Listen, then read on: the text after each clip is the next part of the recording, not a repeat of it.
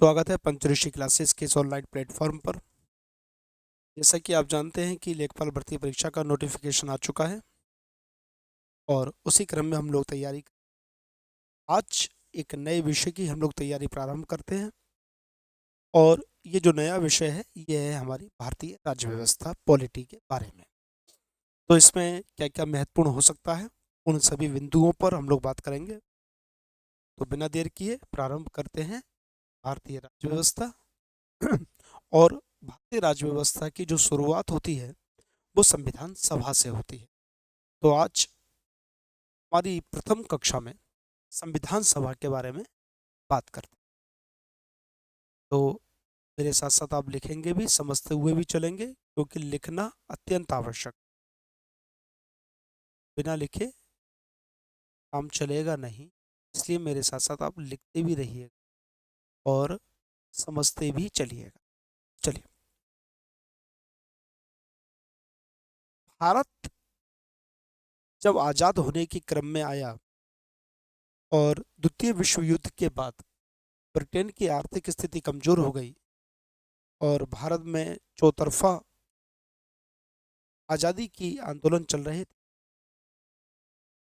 उसी में जो क्लीमेंट एटली साहब ब्रिटेन के नए प्रधानमंत्री बने, वो इसी बात को लेकर उन्होंने अपनी चुनावी घोषणा पत्र में कहा था कि कॉलोनी सिस्टम को हम खत्म करेंगे। इसी भारत की इसी समस्या पर विचार करने के लिए इंग्लैंड के जो प्रधानमंत्री थे क्लीमेंट एटली, अपने 3 कैबिनेट मंत्रियों को भारत भेजा। और ये जो 3 कैबिनेट मंत्री आए, इनको ही कैबिनेट मिशन कहा गया। तो लिखेंगे पहला पॉइंट, भारत की समस्या के समाधान के लिए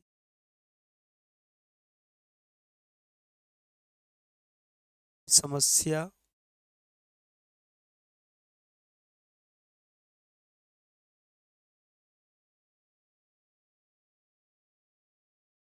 समस्या के समाधान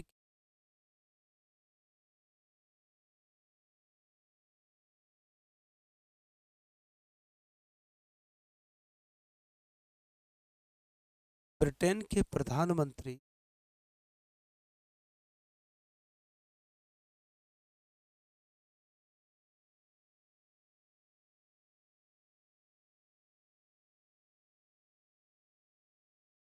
क्लीमेंट एटली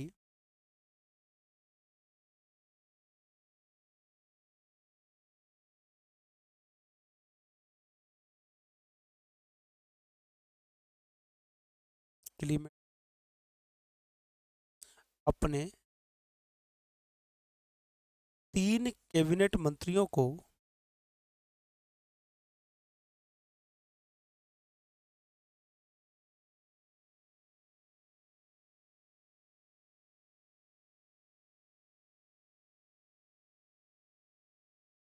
अपने 3 कैबिनेट मंत्रियों को भारत, इसलिए जो लोग आए इसको क्या कहा गया, कैबिनेट मिशन। इसलिए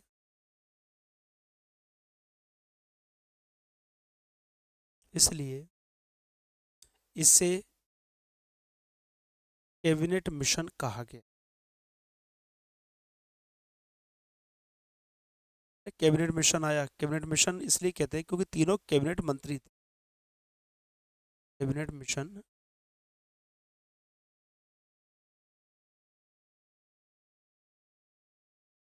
कैबिनेट मिशन कहा जाता है।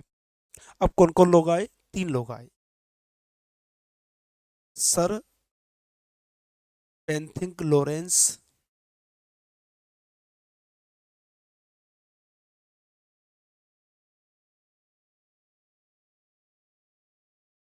जो कि इस मिशन के अध्यक्ष थे।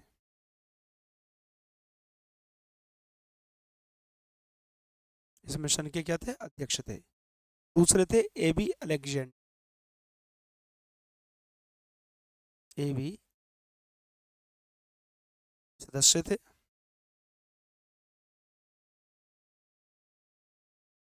और तीसरे व्यक्ति थे सर स्टेफर्ड क्रिप्स।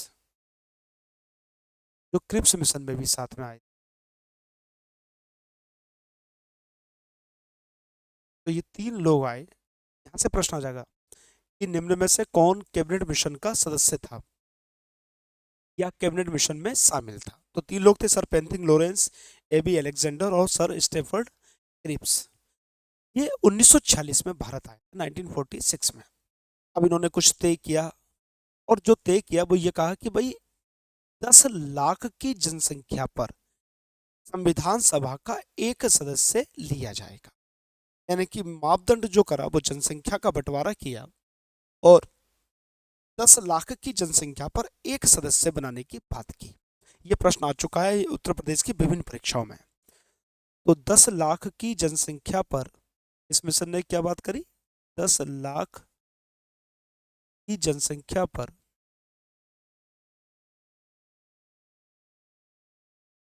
10 लाख की जनसंख्या पर एक सदस्य बनाया या एक सदस्य लिया जाएगा। ये 10 लाख की जनसंख्या वाला जो आंकड़ा है ये याद रखिएगा आप, 10 लाख की जनसंख्या। अब जब इस बात पर 10 लाख की जनसंख्या तय हो गई तो फिर संविधान सभा में कुल सदस्य होंगे कितने। तो कैबिनेट मिशन ने इसको तय किया गया 389 सदस्य होने चाहिए। तो इस आधार पर इस आधार पर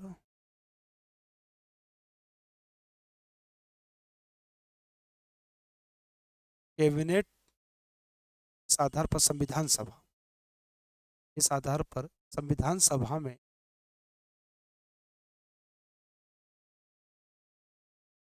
संविधान सभा में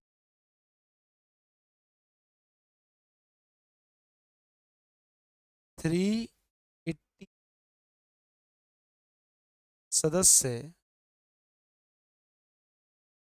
होने चाहिए या होंगे। कितने तय किए गए, 389 सदस्य होंगे, ये तय किया गया। अब ये 389 में से बनेंगे कैसे। तो ये आंकड़ा 389 है और इस 389 को 2 हिस्सों में बांटा गया। इस तरह लिखेंगे इसको, 389 को 2 हिस्सों में बांटा गया। 2 हिस्से क्या थे भाई, एक हिस्सा तो ये था कि देसी रियासतें भी उस समय थी और देशी रियासतों के लोगों का भी प्रतिनिधित्व करना था। साथ में अंग्रेजों की शासन में भी भारत था तो उसको भी लेना था। 2 हिस्से बनाए गए इसके, एक ब्रिटिश प्रांत से, तो 296 मेंबर, 296 सदस्य कहाँ से, ब्रिटिश भारत से। ब्रिटिश भारत मतलब भारत का वो हिस्सा जिस पर ब्रिटिश लोगों का शासन था, ब्रिटिश भारत से। और 93 मेंबर जनसंख्या के हिसाब से 3 मेंबर देसी रियासतों से, देसी रियासतों से। लगभग उस वक्त 500 के करीब देसी रियासतें थी। अब जो ब्रिटिश भारत से होना था उनका तो होना था चुनाव वोट के आधार पर। वहां पर तो हुए भैया चुनाव, और जो देसी रियासतें थी वहां से मनोनीत हुए। अब मनोनीत किसे कहते हैं, राजा ने कहा भाई तुम बन जाओ मेंबर। तो कोई इलेक्शन नहीं, कुछ नहीं, सिर्फ मनोनयन के आधार पर ही देसी रियासतों से बनने थे। अब ब्रिटिश भारत को भी 2 हिस्सों में बांटना था। एक वो जो ब्रिटिश प्रांत थे और दूसरा वो जिसको चीफ कमिश्नरी कहा जाता था। आज की तारीख में अगर कहें हम तो केंद्र शासित प्रदेश। तो ब्रिटिश प्रांत में से 292 ब्रिटिश प्रांत से, ब्रिटिश प्रांत से, और 4 जिसका नाम दिया गया चीफ कमिश्नरी, 4 चीफ कमिश्नरी से।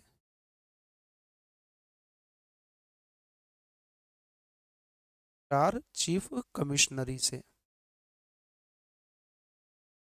और उस वक्त 4 चीफ कमिश्नरी कौन कौन सी थी, तो 4 चीफ कमिश्नरी थी। एक तो दिल्ली थी, जैसे आज भी है शासित प्रदेश दिल्ली। दूसरा था आपका अजमेर।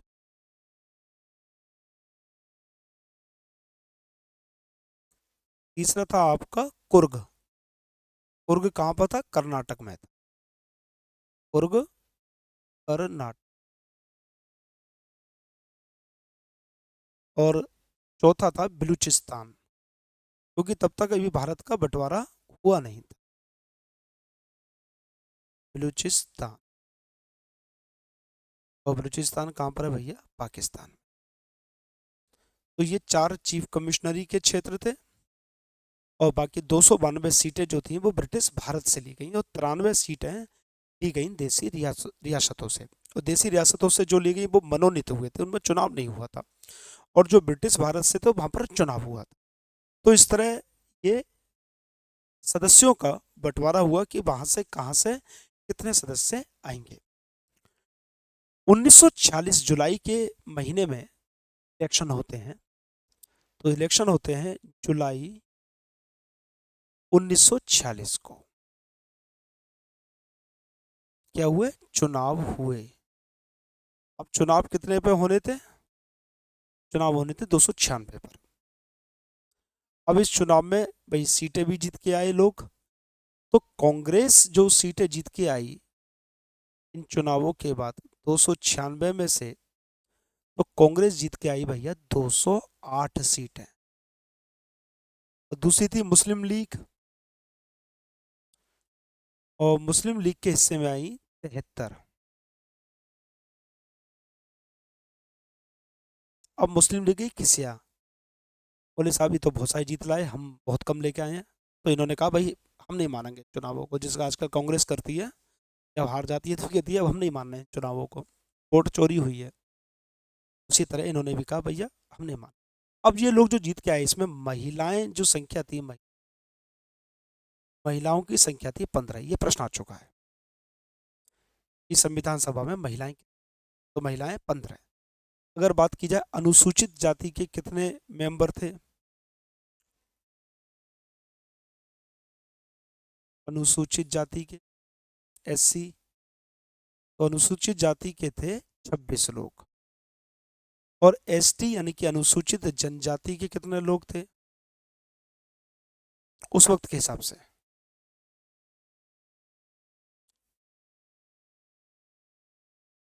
अनुसूचित जनजाति के लोग थे 33। तो इस तरह चुनाव हुए और चुनाव के बाद संविधान सभा का जो स्थिति आई वो इस प्रकार थी कि कांग्रेस 208 मेंबर थे, मुस्लिम लीग 73 थे, महिलाएं लगभग 15 थी, और अनुसूचित जाति के लोग 26 और अनुसूचित जनजाति के लोग 33 थे। ये सब चुनाव हुए, बैठे, बातें हुई, तय किया गया भाई 9 दिसंबर 1946 को पहली बैठक होगी। 9 दिसंबर 1946 को। अब 9 दिसंबर 1946 को पहली बैठक होगी तो मुस्लिम लीग ने क्या कहा कि भैया हम तो भाग लेंगे, वो तो पहले से ही खिसियाए हुए थे, तो उन्होंने भाग। तो पहली बैठक कब हुई? 9 दिसंबर 1946 को। ये प्रश्न याद रखिए, 9 दिसंबर 1946, ये तिथि याद रखिएगा, एक परीक्षाओं में आ जाती है। संविधान सभा की पहली बैठक हुई। संविधान सभा की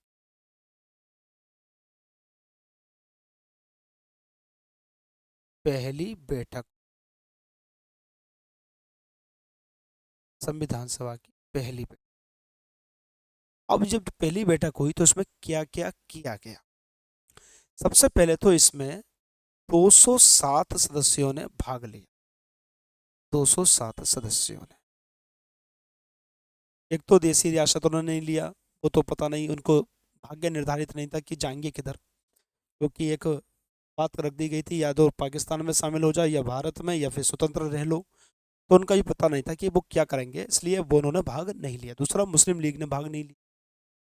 तो 207 मेंबर ने भाग लिया, क्योंकि 208 कांग्रेस के थे, 207 मेंबर ने भाग लिया। अब पहले दिन क्या करा गया?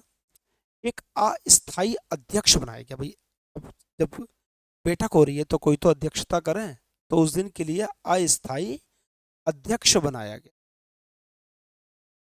और अस्थाई अध्यक्ष बनाया गया डॉक्टर सच्चिदानंद सिन्हा को। डॉक्टर सच्चिदानंद सिन्हा के अस्थाई उपाध्यक्ष भी बनाया गया। अस्थाई उपाध्यक्ष, और अस्थाई उपाध्यक्ष बनाए गए थे फ्रैंक एंथोनी।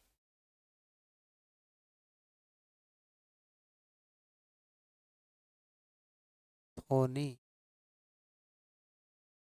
और इस तरह पहली बैठक में अस्थाई अध्यक्ष बनाए गए डॉक्टर सच्चिदानंद सिन्हा, और उपाध्यक्ष बनाए गए फ्रैंक एंथोनी। अब 207 सदस्यों ने इसलिए भाग लिए क्योंकि एक सदस्य कांग्रेस के थे, इनका नाम था प्रसन्न देव रेकुट। इनकी मृत्यु हो गई थी, तो एक मेंबर कम हो गए। तो पहले दिन 9 दिसंबर को इन्होंने क्या किया कि शोक संदेश पढ़ा और शोक सभा बनाई गई प्रसन्न देव रेकुट की मृत्यु के कारण। तो उस दिन की कहानी तो हो गई खत्म। अब अगले दिन यानी कि 10 दिसंबर को अब कोई एक स्थायी अध्यक्ष तो चाहिए, अस्थायी अध्यक्ष से काम थोड़ी ना चल जाएगा। तो 10 दिसंबर को इलेक्शन हुआ अध्यक्ष पद के लिए, और 11 दिसंबर को फिर सब लोग बैठे, और 11 दिसंबर को सब लोग बैठने पर डॉक्टर राजेंद्र प्रसाद को स्थायी अध्यक्ष बनाया गया। ठीक है, तो कब? 11 दिसंबर 1946 की बात है। तो इस सब चीजों को याद रखेंगे। 11 दिसंबर 1946 डॉक्टर राजेंद्र प्रसाद को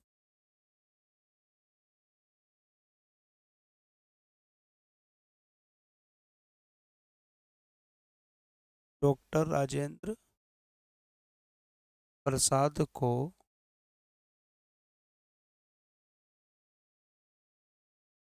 स्थायी अध्यक्ष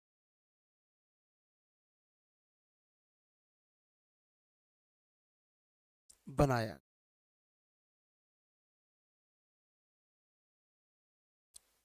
क्या बनाया गया? वो स्थायी अध्यक्ष उस दिन बनाया गया। ठीक है, तो ये वाली बात हो गई। अब उस दिन साहब 15 सदस्यों की एक नियम समिति का भी गठन किया कि भाई अब नियम बनाओ कि क्या क्या नियम करे जाएंगे। खैर उस दिन की बात खत्म हो गई।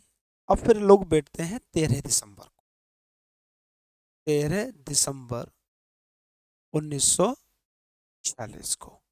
अब इस दिन क्या हुआ भाई? आप संविधान सभा में थे, सारे लोग बैठ गए, अब करेंगे क्या? उद्देश्य क्या है? इसलिए पंडित जवाहरलाल नेहरू ने उद्देश्य प्रस्ताव को पढ़ा, प्रस्तुत किया। लेकिन डॉक्टर भीमराव अंबेडकर ने, और एक व्यक्ति थे एम आर जयकर, मुंबई से थे ये, और अच्छा इतिहास है, इन्होंने इसका विरोध किया। तो उसकी वजह से ये प्रस्ताव पारित नहीं हो पाया, लेकिन प्रस्ताव रखा गया। तो लिखेंगे जवाहरलाल नेहरू ने,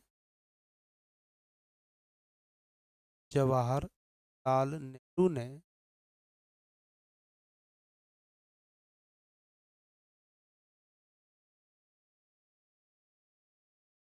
संविधान सभा में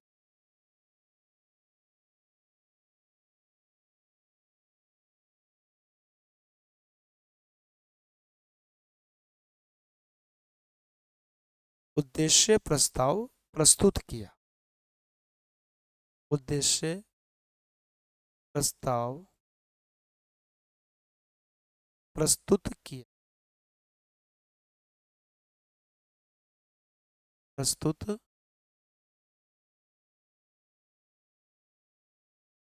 क्या करा? लेकिन डॉक्टर भीमराव अंबेडकर और एम आर जयकर ने इसका विरोध किया, तो पारित नहीं हो पाया। फिर पारित कब हुआ? फिर पारित हुआ था 22 जनवरी 1947 को। ठीक है, बाद में यही उद्देश्य प्रस्ताव भारत के संविधान की प्रस्तावना भी बना था। ठीक है, तो लिखेंगे अ, दूसरे पेन से लिख लेते, दूसरे पेन से। बाद में यह प्रस्ताव, बाद में यह प्रस्ताव 22 जनवरी 1947 को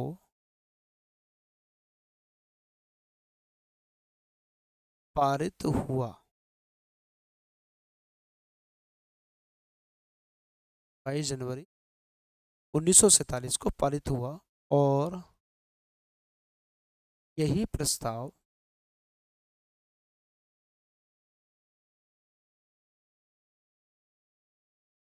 भारत के संविधान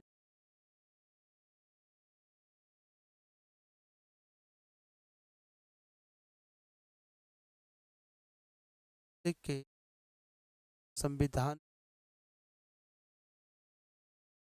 प्रस्तावना बना।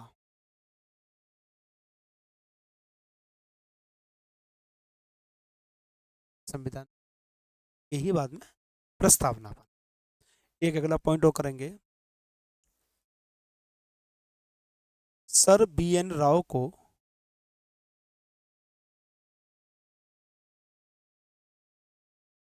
Sir BN. राव संविधान सभा के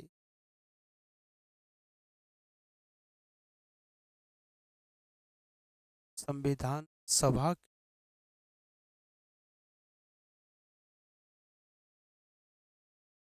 संवैधानिक सलाहकार थे।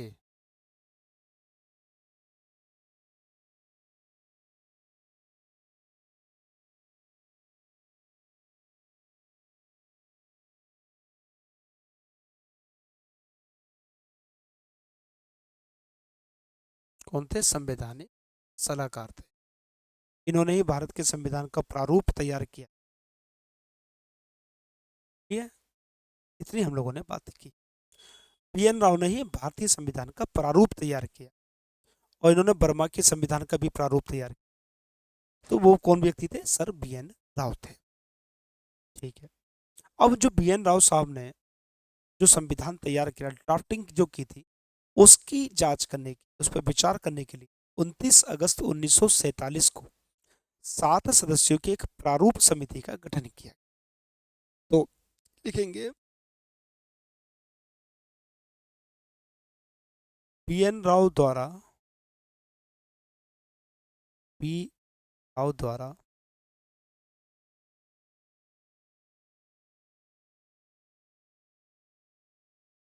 बी.एन. राव द्वारा तैयार किए गए प्रारूप पर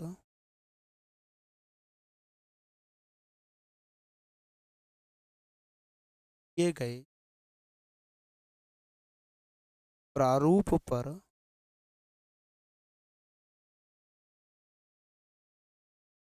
विचार करने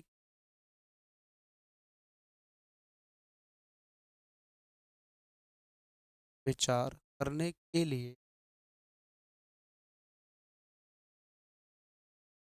29 अगस्त 1947 को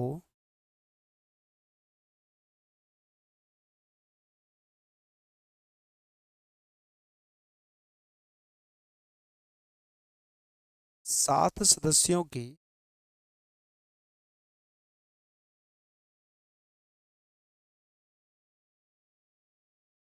प्रारूप समिति का गठन प्रारूप समिति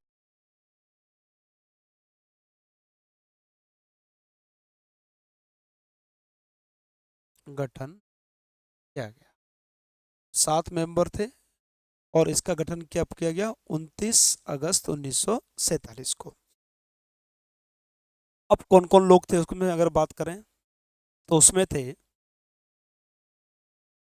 पहले व्यक्ति थे डॉक्टर भीमराव अंबेडकर साहब।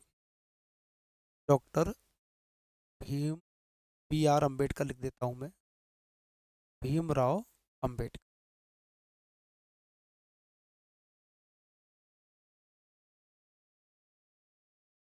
दूसरे व्यक्ति थे सैयद मोहम्मद सादुल्ला। सैयद मोहम्मद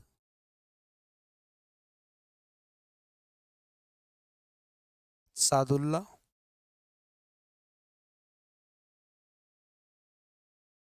तीसरे व्यक्ति थे अल्लादी कृष्ण स्वामी अय्यर,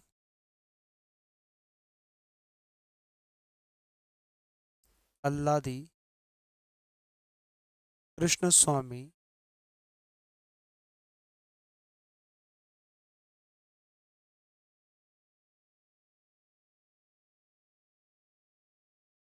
अय्यर, अल्लादी कृष्ण स्वामी अय्यर।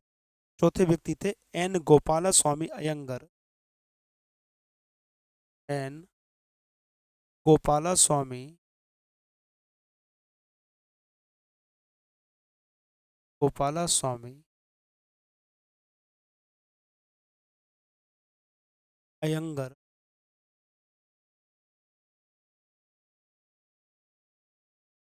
एन गोपाल स्वामी अयंगर। पांचवें व्यक्ति थे के एम मुंशी, कन्हैया लाल मणि सी सी। छठे व्यक्ति थे पी एल मित्र, पी। और सातवें व्यक्ति थे P P Khetan, P Khetan. बाद के वर्षों में पी एल मित्र के स्थान पर व्यक्ति आ गए जिनका नाम था माधव राव,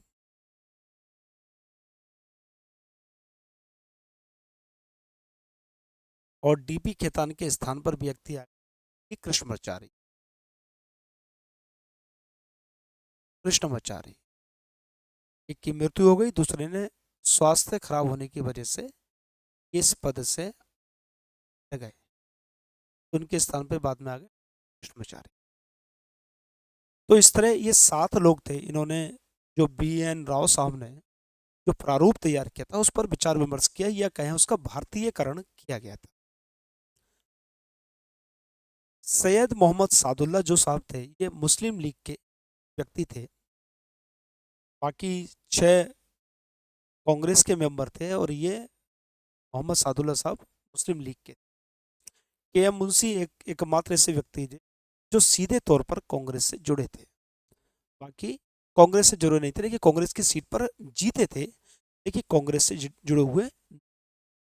एन गोपाल स्वामी अयंगर की बात करें, जम्मू कश्मीर के प्रधानमंत्री रह चुके थे।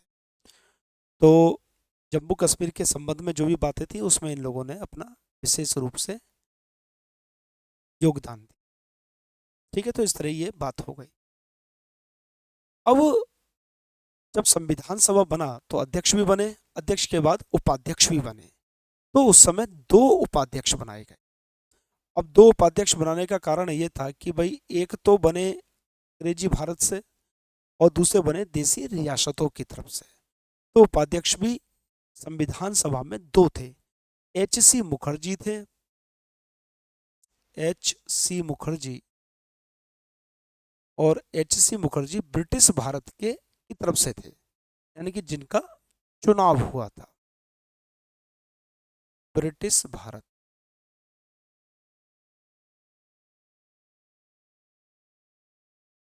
और बी टी कृष्णमाचारी, वो टी टी है, ये बी टी है, बी टी कृष्णमाचारी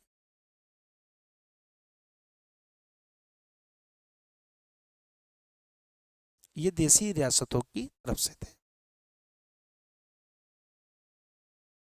या हम कहें देसी भारत की तरफ से थे। तो 2 उपाध्यक्ष भी यहाँ पर बनाए गए। इसके अलावा अगर हम और लोग बात करें, इसमें थोड़ा सा और आगे बढ़े, 22 जुलाई 1947 को, 22 जुलाई 1947 को राष्ट्रीय ध्वज के रूप में तिरंगे को स्वीकार किया। ये ध्यान रखिएगा, ये चीजें आती हैं कि ये कब राष्ट्रीय ध्वज के रूप में स्वीकार किया गया। तो 22 जुलाई 1947 तिरंगा राष्ट्रीय ध्वज के रूप में स्वीकार, राष्ट्रीय ध्वज के रूप में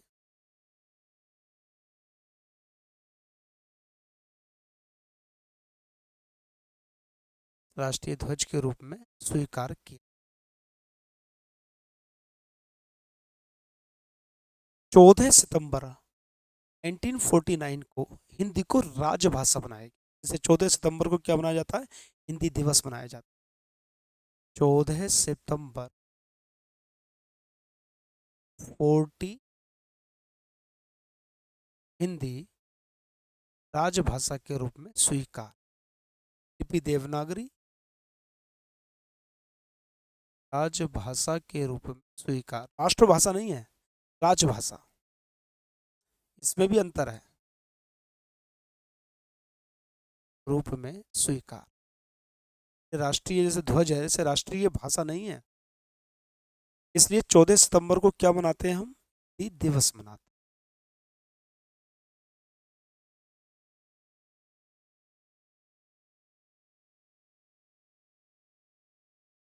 दिवस मनाते हैं, ठीक है। अब देश का बंटवारा हो गया।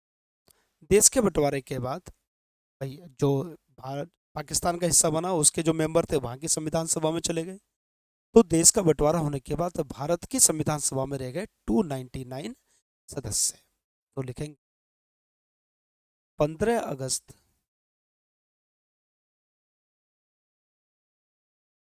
47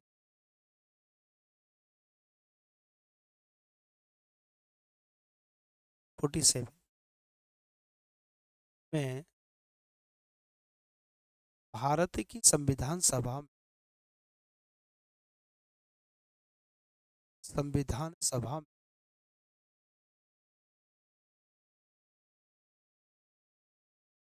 संविधान सभा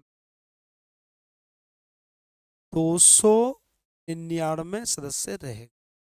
299 299 सदस्य। अब 299 में कैसे, 229 ब्रिटिश भारत से और 70 इससे देसी रियासतों से, क्योंकि कुछ देसी रियासतें उधर भी गई, ठीक है। तो ये बात रही, 299 सदस्य रह गए। भारत का संविधान 26 नवंबर 1949 को आंशिक रूप से, तो भारत का संविधान क्यों किया गया मैं नेक्स्ट क्लास में बताऊंगा, ऐसा क्यों करना मजबूरी बन गई। भारत का संविधान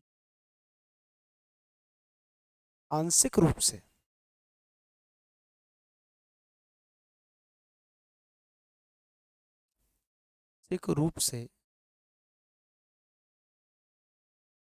26 नवंबर 1949 को लागू किया, को लागू कितने अनुच्छेद लागू किए गए उस समय, 16 अनुच्छेद। कितने, 16 अनुच्छेद लागू किए, 16 अनुच्छेद लागू किए।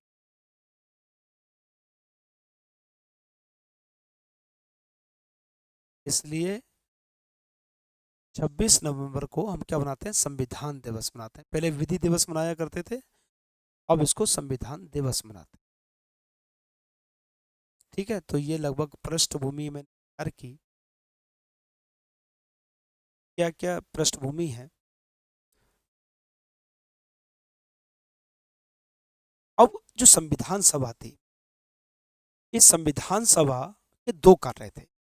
एक संविधान का निर्माण करना, दूसरा अंतरिम संसद के रूप में कार्य करना। देश आजाद हो गया, संसद थी नहीं, चुनाव हुए नहीं थे, तो ये काम संविधान सभा ही कर रही थी। तो संविधान सभा दो कार्य कर, संविधान सभा क्या करती थी, दो कार्य कर, संविधान सभा के दो कार्य,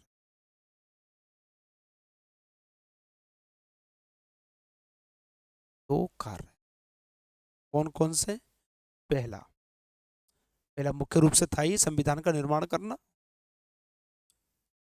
संविधान का निर्माण, संविधान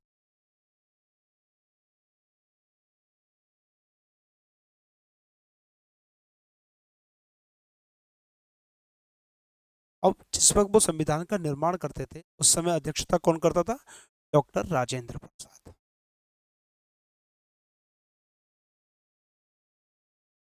डॉक्टर राजेंद्र प्रसाद। दूसरा काम क्या था? संसद के रूप में कार्य।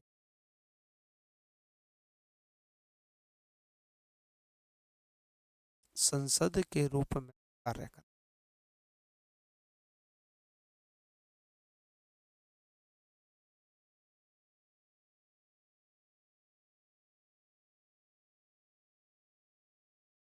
और जिस पर संसद के रूप में कार्य करती थी तब अध्यक्षता कौन करता था? जीबी मावलंकर, गणेश वासुदेव मावलंकर। बी मावलंकर अलग अलग अध्यक्ष थे। मावलंकर, गणेश वासुदेव मावलंकर। ठीक है। अब संविधान सभा के कई बार प्रश्न आ जाता है कितने अधिवेशन हुए? तो कई बार कई जगह 11 अधिवेशन है, कई जगह 12वां अधिवेशन है। 11 अधिवेशन हुए 26 नवंबर 1949 तक। देखिए 24 जनवरी 1950 को भी एक बार ये लोग अंतिम रूप से बैठे थे और हस्ताक्षर करने के लिए बैठे थे। अगर हम हस्ताक्षर वाले दिन को भी कैलकुलेट कर लें तो 12 अधिवेशन हुए, और उसको कैलकुलेट ना करें तो 11 अधिवेशन हुए। तो कई बार ये आ जाता है कि भाई कितने अधिवेशन, उसमें कन्फ्यूजन रहता है 11 अधिवेशन और 12 अधिवेशन। और ये मामला कोर्ट में भी जा चुका है कि 11 थे 12 थे। सर यही है कि भाई जब तक बना तब तक 11 अधिवेशन हुए थे, और 12वां अधिवेशन जो हुआ था वो 24 जनवरी 1950 को हुआ था। उस दिन सब लोग मिले थे और उन्होंने हस्ताक्षर किए थे और चाय माई पी होगी भैया। लेकिन कुल मिलाकर पहले 11, 12वां अंतिम था। तो लिखेंगे 26 नवंबर 1949 तक संविधान सभा के संविधान सभा के 11 अधिवेशन हुए थे। 11 अधिवेशन हुए थे।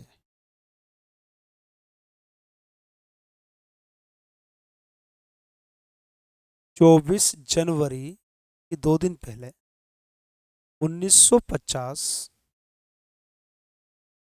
को अंतिम बार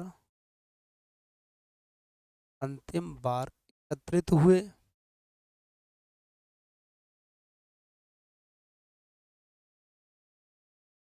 तो उसको 12वां अधिवेशन कह देते हैं। 12वां अधिवेशन।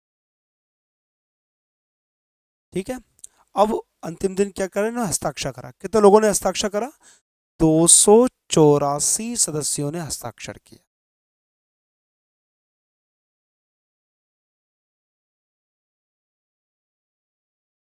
284 सदस्यों ने हस्ताक्षर की।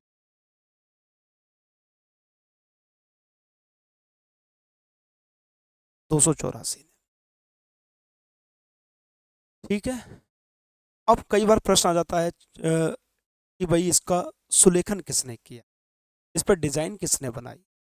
तो सुलेखन दो व्यक्तियों ने किया, एक तो प्रेम बिहारी नारायण रायजादा, और डिजाइन बनाने का काम भी करा राम मनोहर सिन्हा और नंदलाल बोस ने। तो अगर हम बात करें सुलेखन यानी कि इसको लिखने वाला कौन था? सुलेखन राइटिंग जिसकी बहुत साफ हो, वो थे प्रेम बिहारी नारायण रायजादा।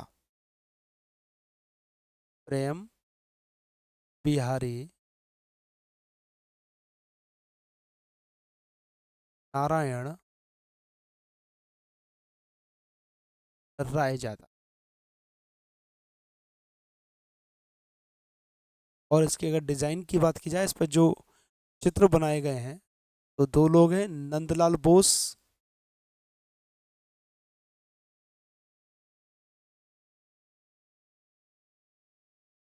और राम मनोहर सिन्हा। राम राज नहीं, राम मोहन। राम मोहन सिन्हा, राम मनोहर सिन्हा। ठीक है, राम मनोहर सिन्हा।